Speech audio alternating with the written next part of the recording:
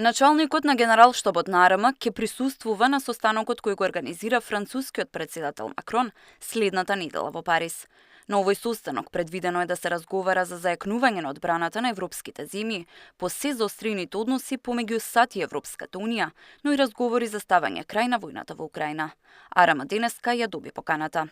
Денеска пристигна покана за учество на началникот на Генералштабот на армијата, генерал-мајор Сашко Лавчински, на предстојниот состанок во Париз, кој ќе се реализира во рамките на Парискиот одбранбен и безбедносен форум, а е во организација на началниците на генералштабовите на Франција и Обединетото кралство. Од страна на генералот Лавчински поканата е прифатена и ќе учествува на овој состанок. Информираме дека целта на овој состанок е да се презентираат заедничките размислувања на организаторите, велат од АРМ за Сител.